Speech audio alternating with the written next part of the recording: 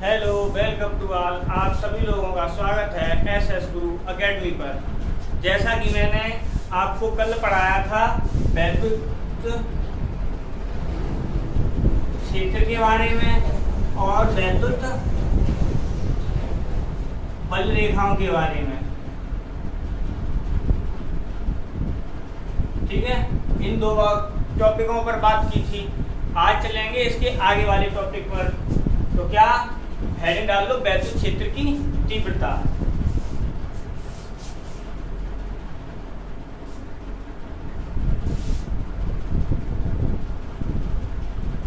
वैद्युत क्षेत्र की तीव्रता। तो वैद्युत क्षेत्र की तीव्रता पढ़ने से पहले एक जान लेते हैं। एक होता है तुम्हारा परीक्षण आवेश, क्योंकि यहाँ पर आएगा भी, यानी टेस्ट चार्ज। तो परीक्षण आवेश होता क्या है? परीक्षण आवेश वह आवेश होता है जिसका अपना वैद्युत क्षेत्र होता है वो ना के बराबर होता है, यानी बिल्कुल कम, ना के बराबर। तो क्या होता है, इस परीक्षण आवेश को किसी वैद्युत क्षेत्र में ले जाया जाता है तो ये परीक्षण आवेश उस वैद्युत क्षेत्र में परिवर्तन नहीं कर पाता है। तो क्या है, यह परीक्षण आवेश बहुत छोटा आवेश होता है जिसका अपना वैद्युत क्षेत्र होता है वो बहुत कम, ना के बराबर होता है, जिससे किसी जिससे परीक्षण आवेश को किसी वैद्युत क्षेत्र में ले जाए तो उस वैद्युत क्षेत्र में कोई परिवर्तन ये न कर सके। ठीक है, ये होता है हमारा परीक्षण आवेश। अब चलते हैं वैद्युत क्षेत्र की तीव्रता की डेफिनेशन पर। तो क्या है, जैसे ये रहा हमारा कोई वैद्युत क्षेत्र है ये, ठीक है। अब क्या है, यहाँ पर इसमें हमने परीक्षण आवेश Q0 को लाए, परीक्षण आवेश को लेके आए, तो क्या होगा, इसके कारण इस पर एक बल लगेगा। वैसे तो F बराबर QE लगेगा, Q0E, ठीक है। तो क्या है, जो बल लग रहा है इस वैद्युत क्षेत्र के कारण, इस पर जो बल लग रहा है तथा इसका जो मान होगा तो उसका जो अनुपात होता है वही वैद्युत क्षेत्र की तीव्रता होता है। तो पहले लिख देते हैं, किसी वैद्युत क्षेत्र में, किसी वैद्युत क्षेत्र में किसी बिंदु पर, किसी बिंदु पर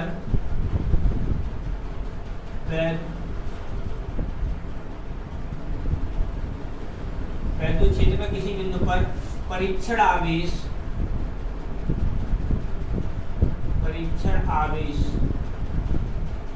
को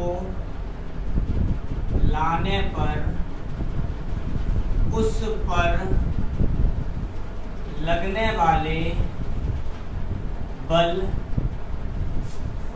वाले बल तथा या और परीक्षण आवेश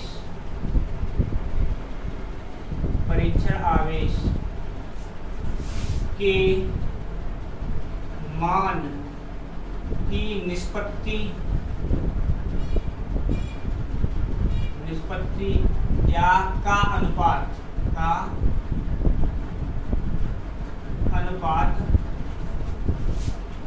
उस बिंदु पर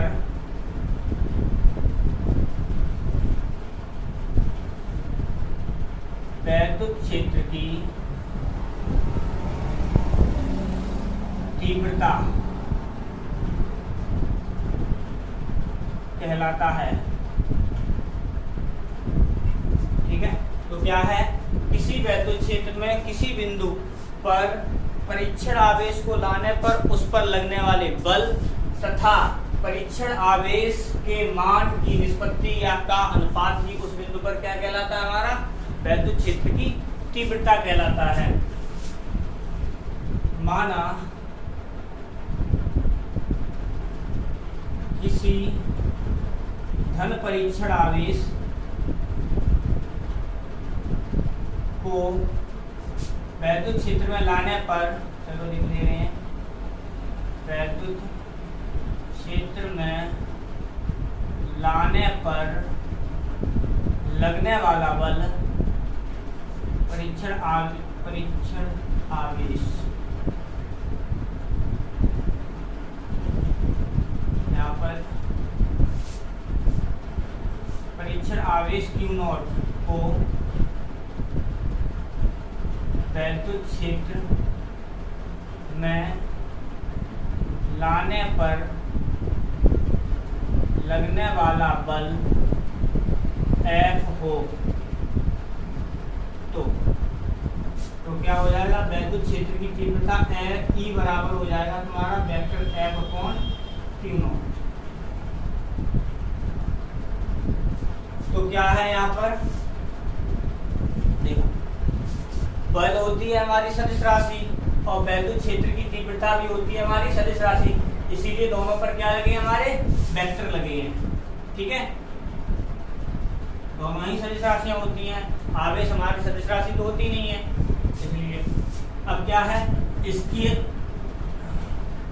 इसका मात्रक क्या बनेगा हमारा,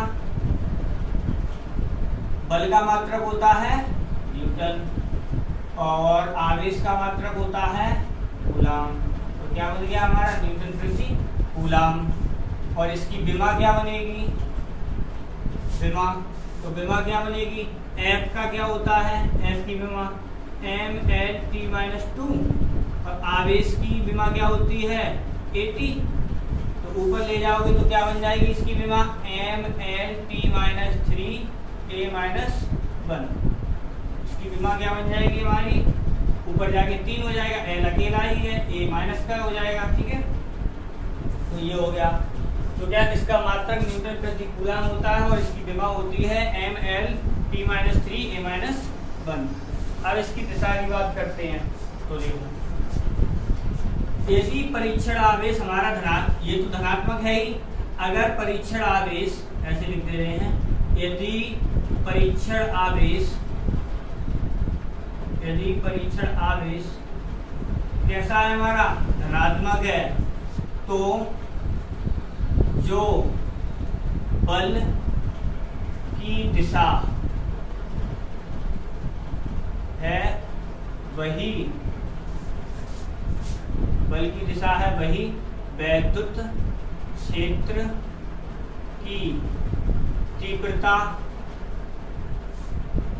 क्षेत्र की तीव्रता की दिशा होगी।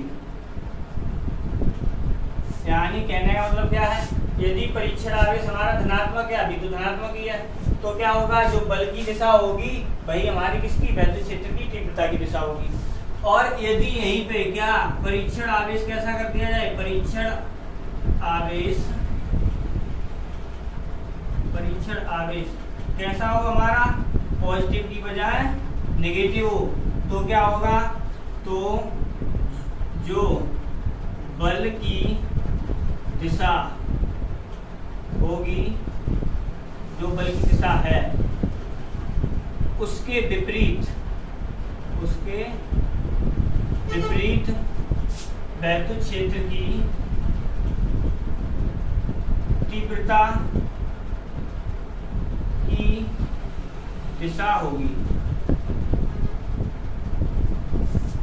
क्या है हमारा, एक बार शुरू से रिवाइज करते हैं। तो क्या वैद्युत क्षेत्र की तीव्रता किसी परीक्षण आवेश को किसी बिंदु पर लाने पर उस पर लगने वाले बल तथा परीक्षण आवेश के मान की निष्पत्ति ही क्या कहलाती है, उस बिंदु पर वैद्युत क्षेत्र की तीव्रता कहलाती है।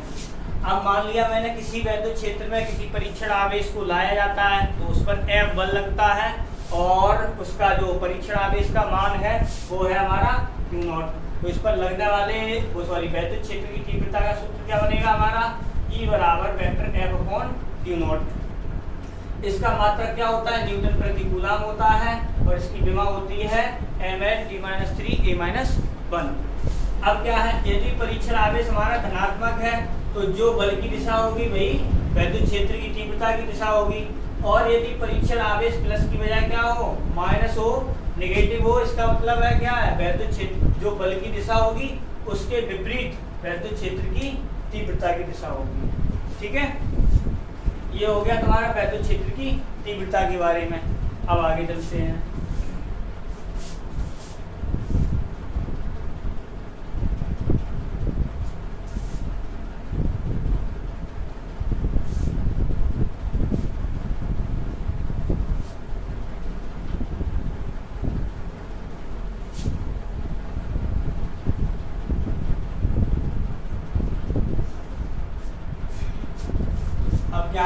किसी बिंदु पर हेडिंग पड़ेगी तुम्हारी, किसी बिंदु आवेश के कारण वैद्युत क्षेत्र की तीव्रता।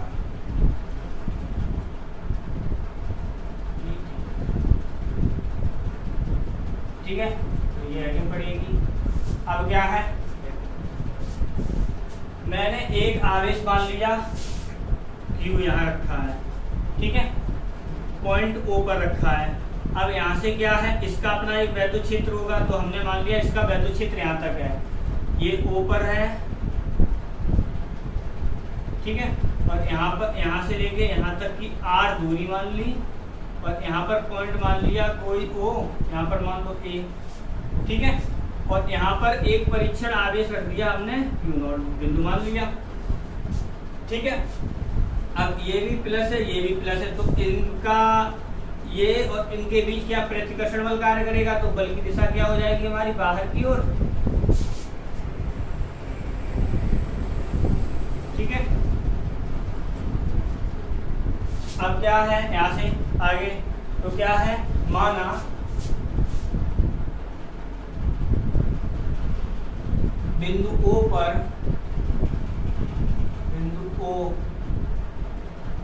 पर एक आवेश Q ऐसे माध्यम में स्थित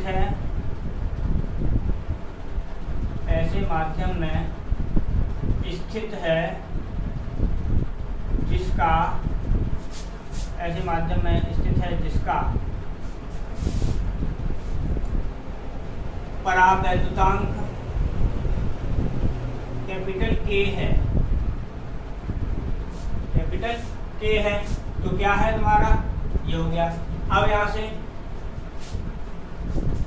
इसके यानी Q अपना इसका वैद्युत क्षेत्र होगा, Q के वैद्युत क्षेत्र में स्मॉल r दूरी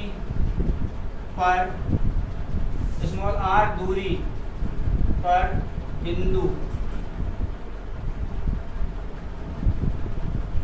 A पर एक परीक्षण आवेश Q0 स्थित है, अब क्या यहीं पे हम क्या निकालेंगे, वैद्युत क्षेत्र की तीव्रता, यानी बिंदु A पर वैद्युत क्षेत्र की तीव्रता ज्ञात करनी है, यानी कहां पर, बिंदु A पर ही ज्ञात करनी है। अब क्या करेंगे, ठीक, तो क्या है, हमने बिंदु O पर एक आवेश मान लिया, O का अपना एक वैद्युत क्षेत्र होगा, इसी के वैद्युत क्षेत्र में R दूरी पर बिंदु A पर एक परीक्षण आवेश Q0 को स्थित मान लिया। इसके कारण इस पर जो बल लगेगा वो बाहर की ओर लगेगा, क्योंकि दोनों समान प्रकृति के हैं, यानी दोनों ही प्लस प्लस हैं। अब क्या है, Q के कारण Q0 पर लगने वाला बल, तो हमारा क्या, कूलाम के नियम से क्या हो जाएगा, F बराबर 1/4 पाई एप्सिलॉन नॉट के Q0 अपॉन R स्क्वायर हो जाएगा, ठीक है, Q0 अपॉन R स्क्वायर हो जाएगा। अब यहाँ से क्या, वैद्युत क्षेत्र